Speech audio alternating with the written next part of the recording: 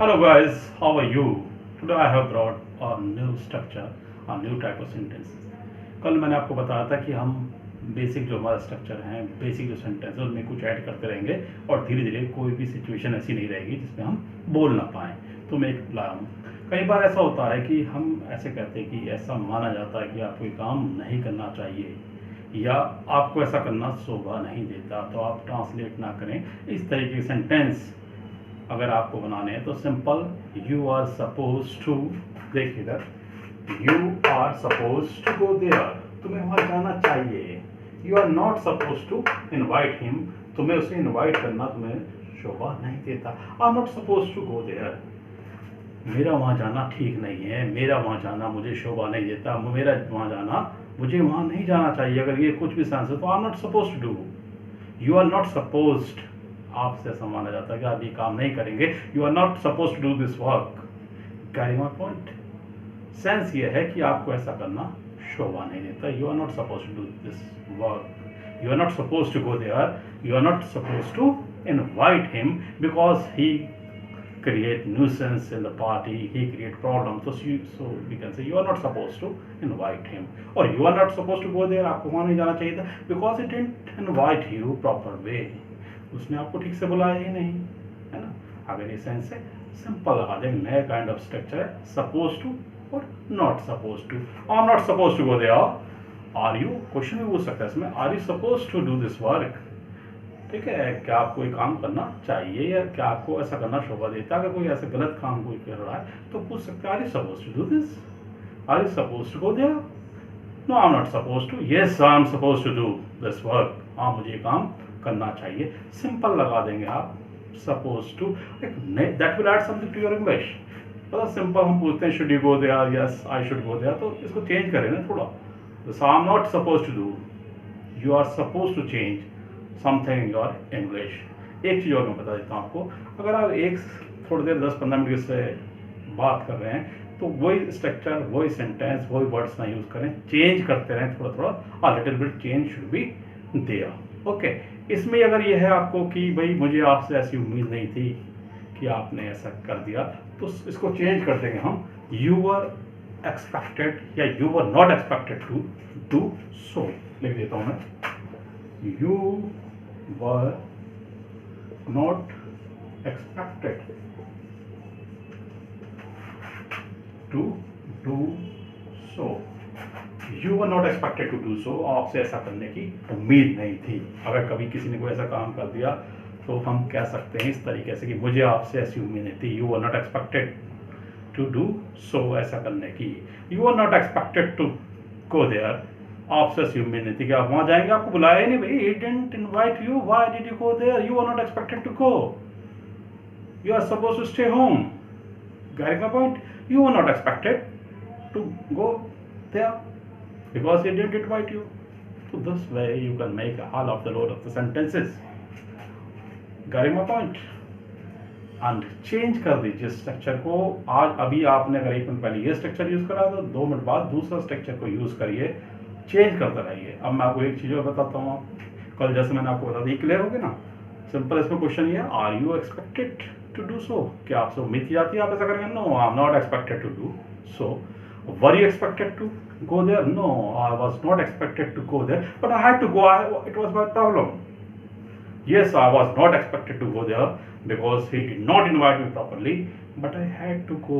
The reason was that he called me at very moment कि sir please come at my home. Okay, so the last moment he called me and he requested me, then I had to go।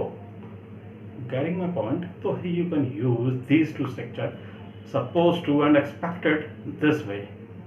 Okay,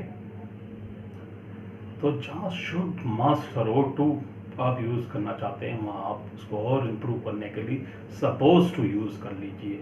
ठीक है, कि you are suppose to do this work, आपको ये काम करना चाहिए या आपसे उम्मीद की जाती है आप ये काम करने की, तो you are suppose to do this work, that will be very impressive in English. Use suppose to. Carrying my point? You are suppose to go there, you are expected to go there, आपसे ऐसी उम्मीद की जाती है आप वहाँ जाएंगे। Carrying my point? You are expected, you were not expected to do such kind of things, आपसे ऐसी उम्मीद तो बिल्कुल भी नहीं थी, you were not expected. So same way I will add something to your English. अब मैं आपको एक बताता हूँ स्ट्रक्चर। मैंने आपको कल बताया था कि जैसे कि फर्स्ट फॉर्म का यूज़ करना, आपको किसी को कहेंगे प्लीज़ कम, आ जाइए, बैठिए। लेकिन कभी आपने सुना होगा, हम कई बार कहते हैं आइए आइए, बैठिए बैठिए, कहते हैं ना कभी, अरे आइए आइए भाई साहब, बैठिए बैठिए। तो क्या हम क्या करेंगे, कम कम कहेंगे क्या इसको? नहीं, कहीं भी आपको अगर जोर देना हो सेंटेंस में तो डू लगा दीजिए। Do come in, do have a seat, carrying point, I will do go there, I will do go there, मैं वहां अवश्य जाता हूँ। आई डू दिस वर्क, मैं इस काम को करता हूँ। आई डू दिस वर्क, मैं इस काम को अवश्य करता हूँ। I do get up in the morning, मैं सुबह जल्दी अवश्य उठता हूँ। आई डू हेल्प यू, मैं तुम्हारी सहायता करता हूँ। एक और चीज़ मैं बताता हूँ आपको। सपोज आप क्वेश्चन आंसर तो करते रहते हैं एक दूसरे से, do you get up in the morning? Yes I get up in the morning. No I don't get up in the morning. Do you watch TV? How long do you watch TV? But sometime what happens, हम question नहीं करते, हम अपने बारे में बताते हैं। जैसे हम किसी से मिले तो हमने बता दिया कि भाई आई वॉच टीवी, मैं टीवी देखता हूँ। आई गो टू जिम, मैं जिम जाता हूँ। तो दूसरा कहता है yes I also go to gym. एक तरीका तो ये हो गया, उसने कहा कि आई गो टू जिम, आपने भी कह दिया I also go to gym. लेकिन और उसको पासिव करने के लिए आप कहते हैं सो डू आई। जिस भी उसने टेंस में यूज़ किया है आई गो टू जिम, तो उसने कहा है रूटीन वाले में यानी प्रेजेंट इंडेफिनिट में I go to gym, so do I, मैं भी जाता हूँ। वो कहता है I do not watch TV, I do not smoke, I do not smoke उसने कहा, तो हमने कह दिया हम भी नहीं करते भाई, neither do I, neither do I, मैं भी नहीं करता हूँ। अगर आपको कहना neither do I, not do I don't smoke उसने कहा, तो हमने कह दिया आई नीदर डू आई, ठीक है कि मैं भी नहीं करता हूँ। या उसने कहा आई स्मोक, मैं भी करता हूँ, so do I get up in the morning, so do I, ठीक है। I went to his party, मैं उसकी पार्टी में गया था, तो आप कह सकते हैं अगर ये सेंस आपकी कि मैं भी गया था, so did I, so did I, मैं भी ऐसा ही मैंने किया, सो डिड आई, ऐसे ही मैं करता हूँ, सो डू आई, ऐसा ही मैं करूँगा, सो विल आई।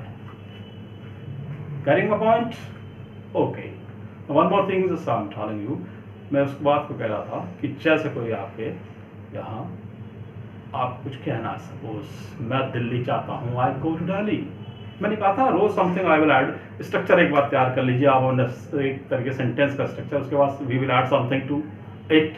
जैसे हमने हाउस का एक स्ट्रक्चर तैयार कर लिया तो उसमें हम डेकोरेशन का सामान लगाते रहते हैं ना, टाइल्स, फ्लोरिंग वगैरह, तो आप पहले एक बार स्ट्रक्चर आपका तैयार हो जाए, हम कुछ भी ऐड कर सकते हैं। देखो मैं बताता हूँ आपको, जैसे कि मैं दिल्ली जाता हूँ, आई गो टू दिल्ली, मैं दिल्ली जा रहा हूँ, I am going to Delhi, गाड़ी। अगर मैं कहूँ मुझे दिल्ली जाना है, then how will you make, मुझे दिल्ली जाना है। अगर देखो मजबूरी है मेरी, सुनना ध्यान, अगर मजबूरी है तो I have to go to Delhi, अगर मजबूरी वाली सेंस है। अगर मन कर रहा है तो I feel like going to Delhi, इतना मैं बता चुका हूँ। लेकिन मैं नॉर्मल वे में कह रहा हूँ मुझे दिल्ली जाना है, मजबूरी नहीं, मुझे दिल्ली जाना है भाई, मैं बता रहा हूँ मुझे खाना बनाना है, मुझे ये काम करना है, उसको आना है। अगर इस टाइप का सेंटेंस बनाना है बिल्कुल स्ट्रक्चर चेंज करना पड़ेगा आपको। जैसे कि मुझे दिल्ली जाना, I am to go to Delhi, सुना तो नहीं कभी पहले, I am to go to Delhi, he is to come, उसको आना, he is to come, we are to go there, हमें वहाँ जाना है। तो अलग तरीका स्ट्रक्चर है। इस हमार के बाद प्रेजेंट में टू प्लस वर्ब लगा देंगे, इन्फिनिटिव का यूज करते हैं, we are to go there. अगर मजबूरी है we have to go there, मजबूरी दिखानी है तो we have to go there, वरना we are to go there. Carrying my point, तो we can change a slight change and the अर्थ जो है उसका, यानी उसका मीनिंग बदल जाता है। जैसे मैंने अभी कहा था ना, कम in, do come in, come in, do come इन, यानी अवश्य आइए आइए, आइए आइए, do come in, do have a seat. तो इस तरीके से वी विल ऐड समथिंग, हर स्ट्रक्चर में कुछ ना कुछ ऐड करेंगे और that will add something to your English, यानी आपकी इंग्लिश में ये चार चांद लगा देगा। By that time just have a nice day, और मेरे बाकी की वीडियोस देखते रहें। अगर इनको आप मिला के देखेंगे ना एक साथ, one by one, then you will be 100% benefited. Okay, have a nice day.